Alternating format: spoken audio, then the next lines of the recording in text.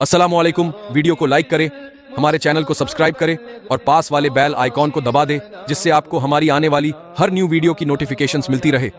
जैसे रसूलुल्लाह को मोजज़ा बनाकर भेजा, मुस्तफ़ा के तने बेसाया गौसे आजम को करामत बना के, करामत सिर्फ दे के नहीं भेजा, बना के। कैसे पैदा हुए तो करामत, मां के पेट में करामत। कुछ लोग कहते हैं ये लोग गढ़ के बयान करते करामत। मैंने कहा इधर तो कादरियों में तो ये बात करना ही मत। गड़ी वहां जाती है जहां होती नहीं है, यहां तो है इतनी के बयान करते करते जिंदगी खत्म हो, करामत खत्म नहीं हो सकती। मां के शिकम में करामत कैसे? सरकार गौस पाक की अम्मी जान बीबी उम्मुल खैर फातिमा इरशाद फरमाती है, जब अब्दुल कादिर मेरे पेट में थे मैं अल्हम्दुलिल्लाह कहती थी तो वो मेरी छींक का जवाब तक शिकम से दिया करते थे। मां के शिकम से जवाब आ रहा है। कुछ लोगों को इस पे हैरत लगती है, ये कैसे हो सकता है? हम कहते हैं लोग साइंस पर ईमान लाए, लोग अल्लाह पर ईमान कब लाए? अगर साइंस कह दे कि ये है तो लोग मान लेते हैं और बहुत बहुत शान से मानते हैं। कैसी करामत? बचपने में करामत, जवानी में करामत। इमाम याफई फरमाते गौस पाक करवट लेते थे तो भी करामतों का ज़ुहूर होता था। फरमाया गया शेख बताई फरमाते हैं कि गौस पाक की करामतें ऐसी थी जैसे बरसती हुई बारिश, जैसे बारिश के कतरों को गिना नहीं जा सकता, वैसे गौसे पाक की करामतों को शुमार नहीं किया जा सकता।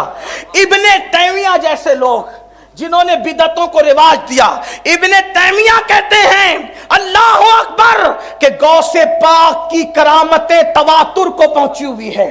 इब्ने तैमिया तक जैसे आदमी ने कहा कि शेख अब्दुल कादिर, गौस पाक ने कहा उन्होंने, शेख अब्दुल कादिर की करामत तवातुर को पहुंची हुई है। आप मुझे बताएं जिसकी करामतों के बिदती लोग तक मोतरिफ हो उसे सरकार गौसे आजम कहते हैं, शेख अब्दुल कादिर जिलानी कहते हैं। और कैसी कैसी करामतों का ज़ुहूर हुआ, आपको हैरत होगी, आपको हैरत की इंतहा न रहेगी। कैसी कैसी करामतों का ज़ुहूर हुआ। आइए पांचवी मुनासिबत बयान करते बताऊं। जब रसूलुल्लाह अर्श पर गए तो हुजूर के साथ कोई था? बोलो भाई, हुजूर के साथ कोई था? बोलो न जरा। नहीं था ना कोई। शेख शहाबुद्दीन उमर सोहरवर्दी फरमाते हैं तफरीउल खातिर फी मनाकिब अब्दुल कादिर में इमाम अरबली ने लिखा है, और हुजूर मुफ्ती आज़मीन अलैहिर्रहमा के मुरीद और बड़े अजीम खुलफा में से, अजिल्ला खुलफा में से शेखुत तफसीर अल्लामा फैज़ अहमद उवैसी अलैहिर्रहमा ने भी अपनी किताब में लिखा। क्या लिखा? हुजूर अर्श पर गए तो कौन था? कोई साथ नहीं था। लेकिन गौस पाक फरमाते हैं अपने कसीदे में, फरमाते हैं, अभी ये शेख शहाबुद्दीन का हवाला नहीं है, उनके कसीदे का हवाला, फरमाते हैं जब दो महबूबों का मिलन हो रहा था, नो निस्बत देखें, फरमाते हैं जब दो महबूबों का मिलन हो रहा था तब भी अब्दुल कादिर मौजूद था। और गौसे पाक फरमाते निस्बत देखें, फरमाया जब हुजूर अर्श पर पहुंचे, निस्बत दी, हुजूर अर्श पर पहुंचे, जब अर्श पर पहुंचे तो जिब्रील अमीन भी साथ छोड़ गए। हालांकि ये तफजील जिब्रील अमीन पे भी उनको तफजील नहीं दे रहा हूं मैं, हाँ, लेकिन कुछ लोग जो है वो हम लोगों के हवाले से कुछ ज़्यादा हसास हैं, तो इसलिए मैं एक एक जुमले पर थोड़ी सी वजाहत करता था। ये कहा ये जिब्रील से बड़ा बना दिया। मैं कहा नहीं भाई, जो रसूल मलाइका हैं तो हम औलिया अल्लाह को उन पर फजीलत नहीं देते, वो रसूल मलाइका है, उनका मर्तबा है। मैं तो ये कहता हूँ, बार बार कह चुका हूँ कि एतिकादुल अहबाब में इमाम अहले सुन्नत ने जिन अकायद की वजाहत की है बिल्कुल वही अकायद मिन वन वही हमारे अकीदे हैं, न एक बाल बराबर कम, न एक बाल बराबर ज्यादा। अब जिसको हमारे अकीदे देखने वो एतिकादुल अहबाब उठा करके पढ़े तो उसको समझ में आएगा कि हमारे अकीदे क्या है। ये बात समझ लें आप। लेकिन ये बात लिखी है ना हमारे बुजुर्गों ने, और मुझसे बात करने से पहले आपको फैज़ अहमद उवैसी की तरफ जाना पड़ेगा, मुझसे बात करने से पहले आपको इमाम अरबली की तरफ जाना पड़ेगा, और मुझसे बात करने से पहले आपको शेखुश्शयूख शेख शहाबुद्दीन उमर सोहरवर्दी की तरफ जाना। ये शेख शहाबुद्दीन उमर सोहरवर्दी कोई मामूली आदमी? गौस पाक ने कहा शहाबुद्दीन इराक में तेरे बाद क़यामत तक तुझ जैसा वली पैदा नहीं हो सकता। یہ شہاب الدین سہروردی.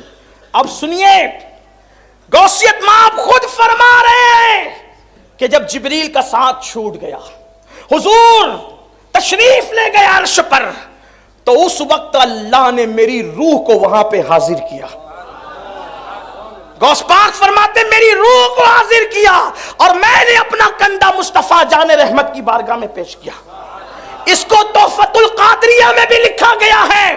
غوث پاک کہتے میں نے اپنا کندھا پیش کیا اور میرے کندھے پہ قدم رکھ کر مصطفیٰ جان رحمت قاب قوسین کی جلووں میں تشریف لے گئے. اسی لیے شیخ شہاب الدین عمر سہروردی کہتے ہیں کہ جب غوث پاک کی ولادت ہوئی تو رسول اللہ کا نقش قدم غوث پاک کی پشت پر موجود تھا. گویا یوں کہہ لے کہ یہ بھی چھٹی مناسبت ہے کہ رسول اللہ جب دنیا میں تشریف لائے تو مہر نبوت کے ساتھ تشریف لائے, اور جب غوث پاک دنیا میں تشریف لائے تو مہر ولایت کے ساتھ دنیا میں تشریف لائے. وہ مہر ولایت یہ تھی کہ رسول اللہ کی قدم کا نقش, قدم ناز مصطفیٰ جان رحمت کے قدم کا نقش غوث پاک کی پشت پر موجود تھا. حضرت مختوم اشرف جہانگیر سمنانی رضی اللہ تعالیٰ عنہ ارشاد فرماتے ہیں کہ سرکار غوث پاک کے جسم پہ مکھی نہیں بیٹھتی تھی.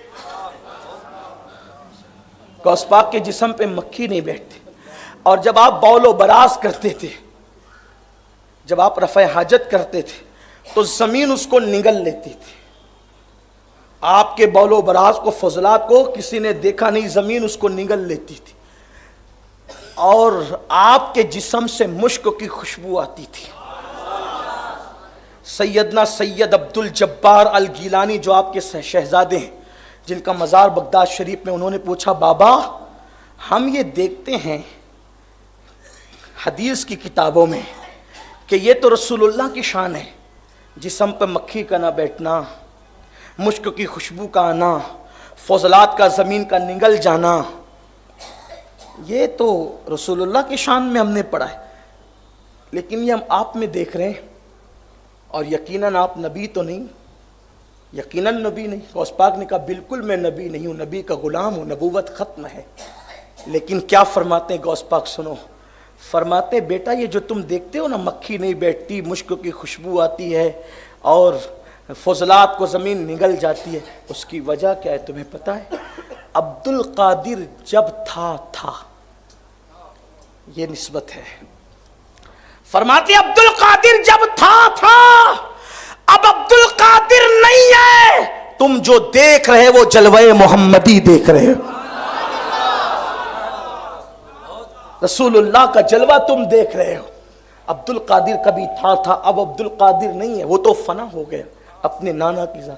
بلکہ بعض سیرت نگاروں نے یہاں تک لکھا ہے کہ سرکار غوث پاک سے جب بعض لوگ کبھی مصافحہ کرتے اور ہاتھ پکڑتے تو کبھی کبھی آپ کا ہاتھ ہی ہاتھ میں نہیں آتا, جسم میں اتنی لطافت پیدا ہو گئی تھی کہ سرکار غوثیت مآب کا ہاتھ لوگوں کے ہاتھ سے کبھی کبھی اوجل ہو جاتا تھا. یہ سیدنا غوث پاک رضی اللہ تعالیٰ کی شان ہے. فرماتے ہیں کہ عبد القادر کبھی تھا, اب عبد القادر نہیں ہے, جو دیکھتے ہو تم جلوہ محمدی دیکھ رہے ہو. پھر حضرت سید عبد الجبار گیلانی نے کہا لیکن بابا یہ بھی تو ہے بابا کہ رسول اللہ صلی اللہ علیہ وسلم کے سر پہ بادل سایہ کرتا تھا, اور وہ ہم آپ کے سر پہ بادل کا سایہ نہیں دیکھتے. تو غوث پاک فرماتے عبد الجبار میں نے بادل کو منع کر رکھا ہے, اس لیے کہ کئی لوگوں کو مغالطہ نہ ہو جائے, مشابہت نہ ہو جائے, اس لیے میں نے بادل کو منع کر رکھا. اگر میں منع نہ کرتا تو لوگ بادل کا سایہ کرنا بھی دیکھ لیتے.